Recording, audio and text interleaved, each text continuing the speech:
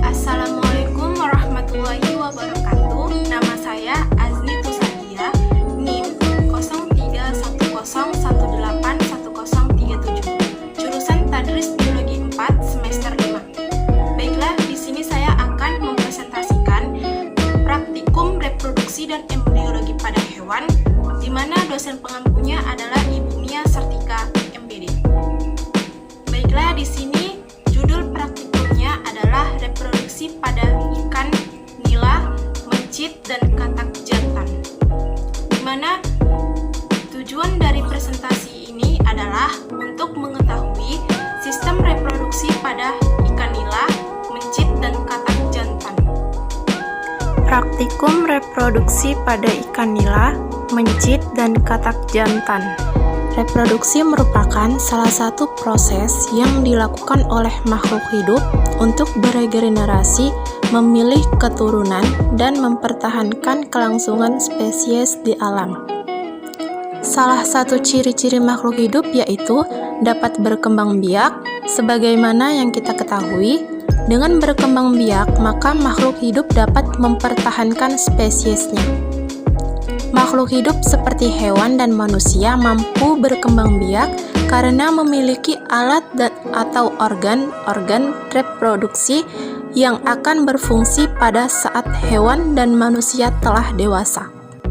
Hewan jantan memiliki organ-organ reproduksi khusus di mana bentuk dan fungsinya berbeda satu sama lain, dan memiliki organ reproduksi internal dan juga eksternal.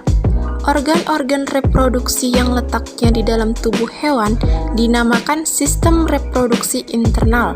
Adapun yang berada di luar tubuh disebut sistem reproduksi eksternal. Bagi hewan yang melakukan fertilisasi internal dilengkapi dengan adanya organ kopulatori, yaitu suatu organ yang berfungsi menyalurkan sperma dari organisme jantan ke betina. Pada mamalia jantan, alat kelaminnya disebut penis.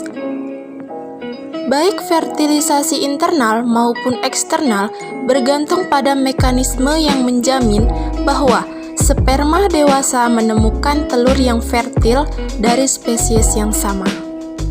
Pada praktikum kali ini, menggunakan alat dan bahan sebagai berikut, di mana alatnya berupa seperangkat alat bedah, jarum pentul, pisau, papan bedah, sarung tangan, kapas, dan bahannya yaitu ikan nila jantan, mencit jantan, katak jantan, alkohol, spiritus. Baiklah, adapun langkah kerja.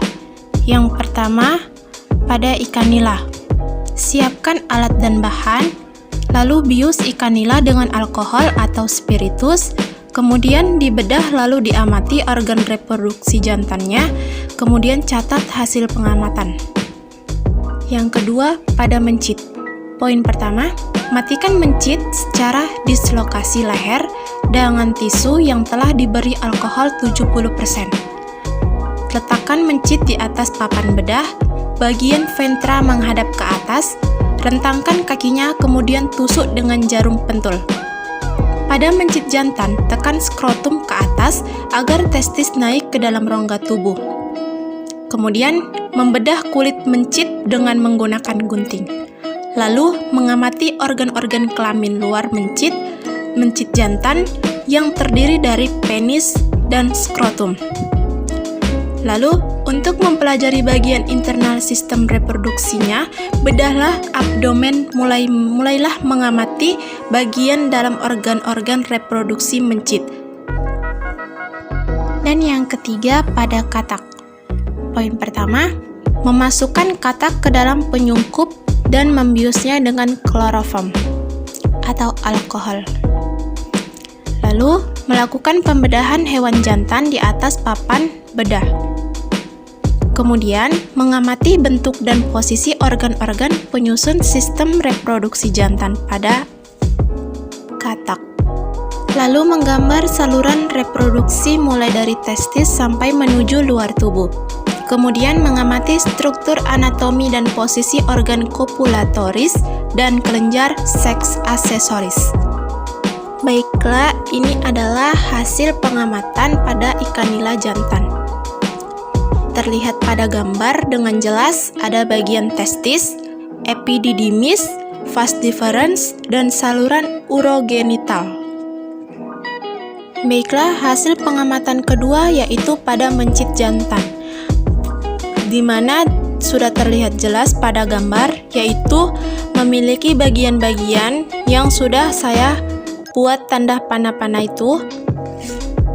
Terlihat jelas bagian-bagian reproduksinya lengkap.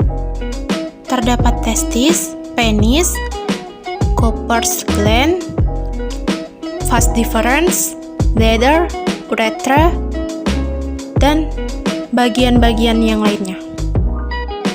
Dan yang terakhir, hasil pengamatan pada katak, di mana bagian-bagian sudah terlihat jelas pada gambar, yaitu ada kloaka, ada ureter, ada testis, ada kidney, ada dorsal aorta, ada alergi intestine, ada vena cava, dan lainnya. Baiklah, selanjutnya pembahasan. Yang pertama, pembahasan pada ikan nila, di mana ikan yang umumnya mempunyai sepasang gonad dan jenis kelamin umumnya terpisah. Ikan memiliki ukuran dan jumlah telur yang berbeda, tergantung tingkah laku dan habitatnya. Pada saat pengamatan, dilihat berdasarkan morfologi, ikan nila jantan memiliki ukuran sisik yang lebih besar daripada ikan nila betina. Alat kelamin ikan nila jantan berupa testis, epididymis, vas deferens, vas efferens, kelenjar prostat, dan testis berbentuk seperti tonjolan agak runcing yang berfungsi sebagai muara urin dan saluran sperma yang terletak di depan anus. Jika diurut, perut ikan nila jantan akan mengeluarkan cairan bening berupa cairan sperma, terutama pada saat musim pemijahan. Adapun klasifikasi ikan nila, Kingdom Animalia, Phylum Chordata, kelas Pisces, ordo Percomorphi, famili Cichlidae, genus Oreochromis, spesies Oreochromis niloticus. Baiklah, pembahasan yang kedua pada mencit jantan. Pada saat pengamatan, reproduksi mencit jantan dapat dilihat secara langsung bagian-bagiannya. Alat reproduksinya pun terdiri dari penis dan kantong skrotum.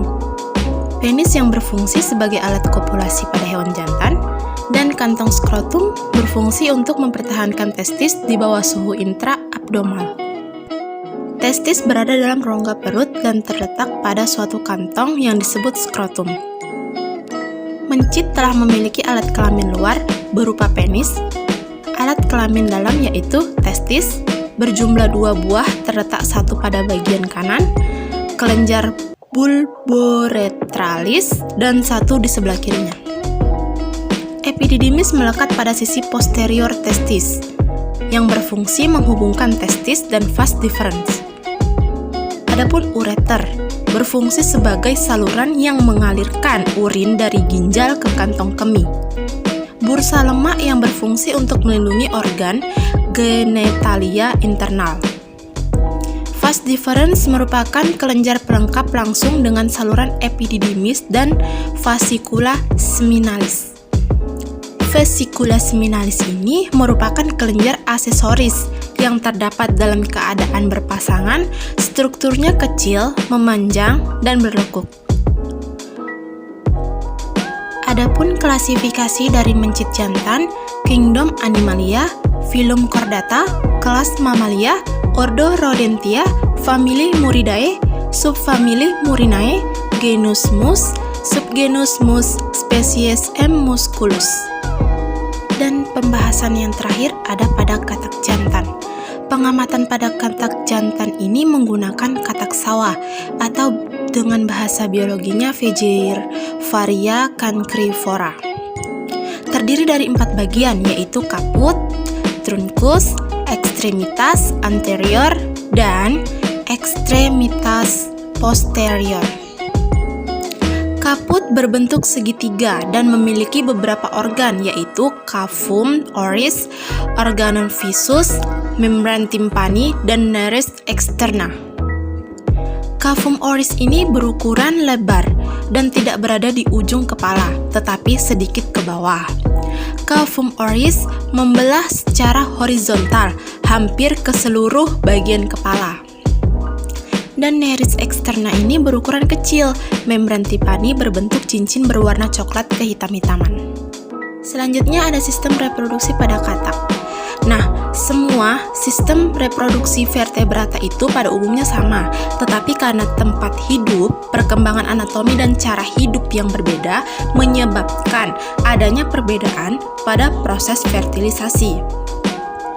Sistem reproduksi pada katak jantan ini terdiri atas testis, fasa, efferentia, vesica seminalis, corpus adiposum yang merupakan bahan cadangan makanan yang digunakan pada musim perkawinan. Katak jantan juga mempunyai sepasang testis, bentuknya oval, warnanya keputih-putihan. Terletak di sebelah atas ginjal, testis diikat oleh alat penggantungnya yang disebut mesorchium. Nah, testis terdapat saluran yang disebut vasa efferentia yang bermuara di kloaka. Bagian ureter yang dekat kloaka mengalami pembesaran yang disebut vesica seminalis yang berfungsi untuk menampungan sementara spermatozoa. Nah, adapun klasifikasi katak jantan. Kingdom Animalia, Phylum Chordata, kelas amfibi, Ordo Anura, famili Ranidae, genus Faecervaria, spesies Faecervaria cancrifora. Baiklah, sekian pembahasan dan penjelasan dari praktikum yang saya jelaskan. Dapat disimpulkan bahwa reproduksi dari ketiga bahan tersebut, reproduksinya itu secara internal dan eksternal. Secara eksternal, alat kelamin saluran sperma gonadnya testis. Lalu pada reproduksi internal, sepasang testis yang menghasilkan sperma dan ada saluran sperma yang disebut vas deferens. Organ utama penyusun sistem reproduksi adalah gonad. Baiklah, sekian presentasi dari saya. Semoga bermanfaat. Terima kasih. Assalamualaikum warahmatullahi wabarakatuh.